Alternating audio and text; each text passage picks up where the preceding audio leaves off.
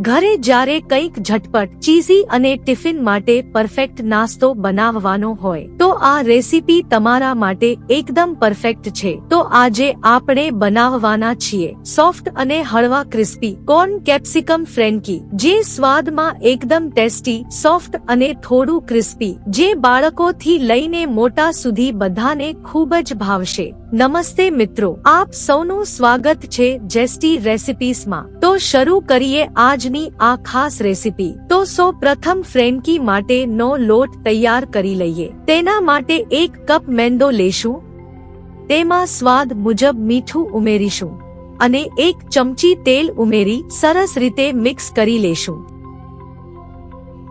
ત્યારબાદ તેમાં થોડું પાણી ઉમેરી લોટ બાંધતા જશું। અહીં લોટને કડક નહીં બાંધીએ, મીડિયમ રાખીશું, એટલે જરૂર મુજબ પાણી ઉમેરી ને લોટ બાંધતા જશું।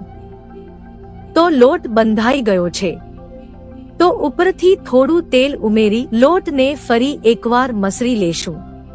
હવે આ લોટમાંથી રોટલીની સાઈઝના લુવા લઈ તેના પર કોરો લોટ લગાવી પાતળી રોટલી વણી લેશું। અહીં રોટલી એકદમ પાતળી રાખવાની છે, જે તમે વિડીયોમાં જોઈ શકો છો એવી જ રીતે બધી રોટલી તૈયાર કરી લેશું। હવે મીડિયમ ફ્લેમ પર લોઢી ગરમ કરી તેના પર થોડું બટર લગાવી ગ્રીસ કરી લેશું। ત્યારબાદ રોટલી મૂકી રોટલીને કાચી પાકી શેકી લેશું। એવી જ રીતે બધી રોટલી શેકી લેશું। તો હવે ફ્રેન્કી માટેનું સ્ટફિંગ બનાવી લઈએ। તેના માટે બાઉલમાં 5 થી 6 ટેબલસ્પૂન બાફેલા સ્વીટ કોર્ન લેશું। તેમાં અડધી વાટકી સમારેલા શિમલા મરચા, ત્યારબાદ તેમાં 1 ટેબલસ્પૂન મરી પાવડર, 1 ટેબલસ્પૂન ચાટ મસાલો અને 2 ટેબલસ્પૂન લિક્વિડ ચીઝ ઉમેરી બધાને મિક્સ કરી લેશું। તો બસ આપણું ટેસ્ટી સ્ટફિંગ તૈયાર છે। તો હવે ફાઇનલ ટચ આપી દઈએ। તેના માટે લોઢીમાં અડધી ચમચી બટર નાખી તૈયાર રોટલીને બંને બાજુ બટરથી ગ્રીસ કરી લેશું। ત્યારબાદ તેમાં થોડો ટોમેટો કેચઅપ સ્પ્રેડ કરીશું।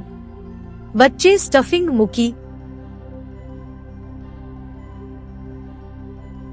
રોટલીને બંને બાજુથી વાળી લેશું અને મીડિયમ ફ્લેમ પર ક્રિસ્પી થવા દેશું।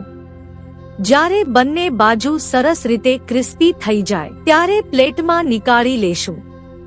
એવી જ રીતે બાકીની બધી ફ્રેન્કી તૈયાર કરી લેશું। તો તૈયાર છે ગરમાગરમ એવી ચીઝી અને મજેદાર કોર્ન કેપ્સિકમ ફ્રેન્કી, જેને તમે લીલી ચટણી અથવા ટોમેટો સોસ સાથે સર્વ કરી શકો છો। તો એકવાર જરૂર ટ્રાય કરજો અને કોમેન્ટમાં જરૂર જણાવજો કેવી લાગી આ રેસીપી। ફરી મળીશું જેસ્ટી રેસીપી સાથે જેસ્ટી રેસીપીસમાં।